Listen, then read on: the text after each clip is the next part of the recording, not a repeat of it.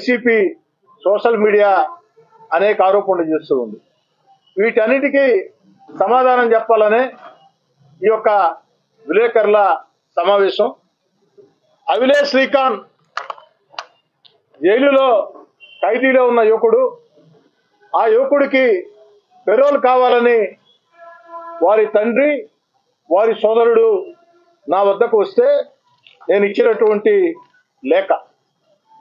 ఆ లేఖ ఇచ్చిన తర్వాత మేము ఇచ్చిన లేఖని తిరస్కరిస్తూ నేను గూడూరు శాసనసభ్యులు పాషం సునీల్ కుమార్ గారు, ఎందుకంటే ఈ కుటుంబం గతంలో నెల్లూరు రూరల్లో ఉండింది, ఇప్పుడు గూడూరులో ఉంది, అందుకని గూడూరు ఎమ్మెల్యే పాషం సునీల్ కుమార్ గారు నేను సిఫారసు లేఖ ఇవ్వటం జరిగింది. సర్వసాధారణంగా శాసనసభ్యుల వద్దకి ఏదైనా పని మీద వస్తే రకరకాల సమస్యల విషయంలో లేఖలు ఇస్తాం. దాన్ని అధికారులు పరిశీలించి నియమాలు నిబంధనలు సహకరిస్తే ఆ యొక్క పని చేసి పెడతారు. ఒకవేళ కాకపోతే ఏ కారణంతో కాదో మాకు తెలియజేస్తారు. ఇదే సర్వసాధారణం. భారతదేశంలో కొన్ని వేల మంది ఎమ్మెల్యేలు కొన్ని వేల మందికి పెరోల్ లేఖలు ఇచ్చి ఉంటారు. కొన్నిసార్లు పనులు జరుగుతాయి, కొన్నిసార్లు పనులు జరగవు. నేను గూడూరు ఎమ్మెల్యే సునీల్ కుమార్ గారు లేఖలు ఇస్తే జూలై 16వ తారీఖున ఈ సంవత్సరం జూలై 16వ తారీఖున ఇద్దరు ఎమ్మెల్యేల లేఖని తిరస్కరిస్తూ అవిలేష్ శ్రీకాంత్కి నియమాల ప్రకారం పెరోల్ ఇవ్వలేము కాబట్టి మీరు ఇచ్చిన లేఖని తిరస్కరిస్తున్నారని చెప్పని ఈ సంవత్సరం జూలై 16వ తారీఖున అధికారులు నాకు అటు గూడూరు శాసనసభ్యులు మిత్రుడు పాషం సునీల్ కుమార్ గారికి రాతపూర్వకంగా ఇచ్చిన సమాధానం.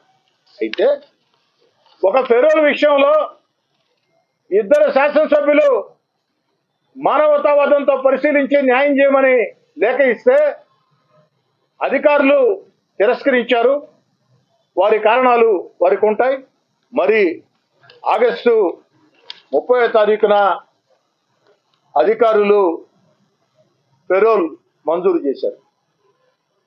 మిమ్మల్ని అందరినీ కోరుతూ ఉన్నా, మీ ద్వారా రాష్ట్ర ప్రజలందరికీ తెలియజేస్తూ ఉన్నా, ఈ సంవత్సరం జూలై 16వ తారీఖున మా లేఖలు ఇద్దరు ఎమ్మెల్యే లేఖలు తిరస్కరించిన అధికారులు అవిలేష్ శ్రీకాంత్ పెరోల్కి అర్హుడు కాదు అని చెప్పిన అధికారులు 14 రోజుల తర్వాత, అక్షరాల 14 రోజుల తర్వాత ఉత్తర్వులు ఇచ్చారు, అనుమతులు ఇచ్చారు పెరోల్కి అర్హుడు అని.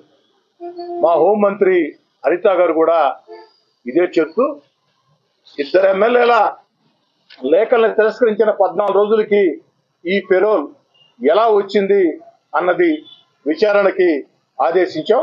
ఆ విచారణలో అన్ని విషయాలు తెలుస్తాయి. దీనికి కారకులు ఎవరు అన్న విషయాలు తెలుస్తాయి. వారి మీద చర్యలు తీసుకుంటామని స్వయంగా హోంశాఖ మంత్రి గారే ఇప్పటికే చెప్పడం.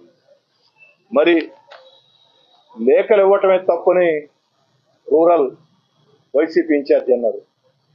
అయ్యా, రూరల్ వైసీపీ ఇన్ఛార్జ్ లేదా వైసీపీ రాష్ట్ర సోషల్ మీడియా, వైసీపీ రాష్ట్ర నాయకులారా, లేఖలు ఇవ్వటమే తప్పు అయితే మరి వైఎస్ఆర్ కాంగ్రెస్ పార్టీ అధికారంలో ఉన్న వేళ వైఎస్ఆర్ కాంగ్రెస్ పార్టీ రాష్ట్ర నాయకులు వైఎస్ జగన్ రెడ్డి గారికి ఈ రాష్ట్రంలో అత్యంత సన్నిహితుడు చెవిరెడ్డి భాస్కర్ రెడ్డి, సూళ్లూరుపేట శాసనసభ్యులు కిలివేటి సంజీవయ్య, వారు ఇదే అవిలేష్ శ్రీకాంత్ కి, వేరే వారికి కూడా కాదయ్యా, ఇదే అవిలేష్ శ్రీకాంత్ కి లేఖ ఏ విధంగా ఇచ్చారు. వైఎస్ఆర్ కాంగ్రెస్ పార్టీ రాష్ట్ర నేతలారా, నెల్లూరు రూరల్ వైసీపీ ఇన్ఛార్జ్, సాక్షి టీవీ, సాక్షి పత్రిక రాలేదా? మా మస్తాన్ రెడ్డి గారు సాక్షి రాలేదా? ఇంకెవరైనా సాక్షి రిపోర్టర్స్ వచ్చినారమ్మా? సాక్షి ఛానల్ కానీ రారు, వచ్చారా? ఏరినాయనా సాక్షి ఛానల్ ఒకరు బాగా తీసుకున్నాయనా చేయుతున్నాయన. ఒకసారి సాక్షి రిపోర్టర్ వచ్చినారు కదా, ఒక్కరోజు చెయ్యి బాగా పైకెత్తి దీన్ని బాగా షూట్ చేసుకోండి ఆయన. వైఎస్ఆర్ కాంగ్రెస్ పార్టీ రాష్ట్ర నాయకులు, సాక్షి టీవీ, సాక్షి పత్రిక, rural YCP incharge, YCP social media వ్యక్తులందరికీ మనం చేస్తూ ఉన్నా. ఇదే అవిలేష్ శ్రీకాంత్కి, చెవిరెడ్డి భాస్కర్ రెడ్డి, కిల్లివేటి సంజీవయ్య ఇచ్చిన లేఖలు గత వైఎస్ఆర్ కాంగ్రెస్ పార్టీ ప్రభుత్వంలో, ఆ లేఖల ఆధారం చేసుకుని వారికి పెరోల్ కూడా అప్పుడు ఇవ్వటం జరిగింది. మా ప్రభుత్వంలో మేము ఇచ్చిన లేఖల్ని అర్హులు కాదని తిరస్కరించారు. తిరస్కరించిన 14 రోజులకి అనుమతులు ఇచ్చారు. ఎలా సాధ్యమని హోంమంత్రి అనిత గారు విచారణకు ఆదేశించారు. విచారణలో అన్ని విషయాలు కూడా బయటపడతాయి. అయితే చెవిరెడ్డి భాస్కర్ రెడ్డి కానీ, కిలివేటి సంజీవయ్య కానీ ఇచ్చిన లేఖల్ని నేను తప్పు పట్టను. ఎందుకు తప్పు పట్టనంటే, ప్రజాప్రతినిధులుగా ఉన్నప్పుడు, ఎమ్మెల్యేలుగా ఉన్నప్పుడు ఆ యొక్క వ్యక్తులు సహాయం కోసం వస్తే లేఖలు ఇవ్వటం సర్వసాధారణం. ఆ లేఖల్ని ఆధారం చేసుకుని అధికారులు నియమాలకు అనుగుణంగా ఉంటే ఇస్తారు, లేకుంటే లేదు. దాని ఫస్ట్ లేకుంటే లేదు. మరి ఈ సందర్భంగా మరో మాట అందరికీ చెప్తూ ఉన్నారు. జీవితంలో ప్రతి సంఘటన రాజకీయ నేతలకి ఒక అనుభవం. ఈ అనుభవం నాకు నేర్పించిన పాఠం, ఏది ఏమైనా భవిష్యత్తులో నేను ఎమ్మెల్యేగా ఉన్నంత కాలం ఎవ్వరికి పెరోల్ లేఖలు ఇవ్వను. సహాయం చేద్దాం. ఎందుకంటే ఎవరైనా వ్యక్తులు వస్తే వారి తండ్రో వారి తల్లో లేదా సమస్యల మీద వస్తే ఇస్తూ ఉంటాం. కానీ పెరోల్ విషయంలో వివాదం జరిగింది కాబట్టి మా లేఖలు తిరస్కరించి ఉత్తర్వులు ఇచ్చినా మా లేఖల్ని పదే పదే చూపించి మా లేఖల వల్ల వచ్చిందని ఆరోపించారు కాబట్టి సమాధానం చెప్తూ ఉన్నా. మా లేఖల వల్ల రాకున్నా ఇది ఒక వివాదం అయింది కాబట్టి ఈ యొక్క అనుభవం జీవితంలో ఒక పాఠం నేర్పించింది. రాజకీయాల్లో నేను ఎప్పుడు కూడా డాక్టరేటు, ప్రొఫెసరు, లెక్చరరు అనుకోను. ఎప్పుడు కూడా నిరంతర విద్యార్థే. ఈ విద్యార్థిగా నాకు నేర్పించినటువంటి పాఠం, భవిష్యత్తులో ఎవరికి పెరోల్ లేఖలు ఇవ్వం. ఎవరైనా పెరోల్ కోసం వచ్చినా అయ్యా సంబంధిత పోలీస్ అధికారులకి దరఖాస్తు చేసుకోండి, అర్హులైతే ఇస్తారు, లేకుంటే లేదు. పెరోల్ కోసం నెల్లూరు రూరల్ ఎమ్మెల్యే కార్యాలయానికి ఎవరు రావద్దని కూడా భవిష్యత్తులో కూడా చెప్తా. ఇది ఒక అనుభవం. అయితే పెరోల్ వరకే నెల్లూరు రూరల్ వైసీపీ ఇన్ఛార్జ్ మాట్లాడుకుంటే నేను కూడా పెరోల్ వరకే మాట్లాడి వివరణ ఇచ్చి సరిపెట్టేవాడిని. కానీ వ్యక్తిగత ఆరోపణలు నా మీద చాలా చేశారు. దానికి సమాధానం చెప్పాల్సిన బాధ్యత నాకుంది. నెల్లూరు రూరల్ వైసీపీ ఇన్ఛార్జ్ గారు మీరేమన్నారంటే, పాల డబ్బా కోసం, నాకు 2 కుమార్తెలండి, చిన్నప్పుడు వారి పాల డబ్బా కోసం స్నేహితుడి దగ్గర 100 రూపాయలు డబ్బులు తీసుకున్నాం అన్నాడు. నిజం. ఎవరు కాదన్నారు? గతంలో అనేక సార్లు అనేక సందర్భాల్లో పాల డబ్బా కోసం నా స్నేహితుడు 100 రూపాయలు పెట్టి పాల డబ్బా కొనిచ్చాడని నేనే స్వయంగా చెప్తున్నా. మీరు చెప్పింది నిజం. రూరల్ వైసీపీ ఇన్ఛార్జ్ గారు మీరు చెప్పింది కరెక్ట్. మరి అక్కడికి ఆపేవేంది? నా స్కూటర్లో చాలాసార్లు పెట్రోల్ లేకుంటే అనేక మంది స్నేహితులు నా స్కూటర్కి పెట్రోల్ పట్టించేవాళ్ళు. మీడియా మిత్రులు చెప్తూ ఉన్నా, నాకు ఒక సెకండ్ హ్యాండ్ పాత స్కూటర్ ఉండేది సార్. ఆ స్కూటరు నాకెంతో ఇష్టం. ఈరోజు కూడా నా దగ్గరే ఉంది ఆ స్కూటర్. ఆ స్కూటర్లో నేను పోతుంటే దారిని పోయేవాళ్ళందరూ నా సైడ్ చూడాల్సిందే. ఎందుకంటే పాత స్కూటరు సౌండ్ ఎక్కువ వచ్చేది. అప్పుడప్పుడు సైలెన్సర్ ప్రాబ్లం వస్తే 1990లో ఆ రోజుకి నేను కాంగ్రెస్ పార్టీ నాయకుడిని, జేకే రెడ్డి గారు ఎమ్మెల్యేకి సన్నిహితుడిని అయినా సైలెన్సర్ రిపేర్ చేయించాలంటే 450 ఖర్చు అయితే, ఓ 10 రోజులు ఆలస్యం జరిగితే సైలెన్సర్ లేకుండా రోడ్లో స్కూటర్ పోతూ ఉంటే అందరూ మనసారి చూడ తప్పదు కదా సార్. అదొక అనుభవం. ఎవరు కాదన్నారు వైసీపీ ఇన్ఛార్జి గారు? నాదేమైనా మైసూర్ మహారాజా కుటుంబం, గ్వాలియర్ మహారాజా కుటుంబం ఎప్పుడైనా చెప్పానా? నేను ఎప్పుడు చెప్పలేదే.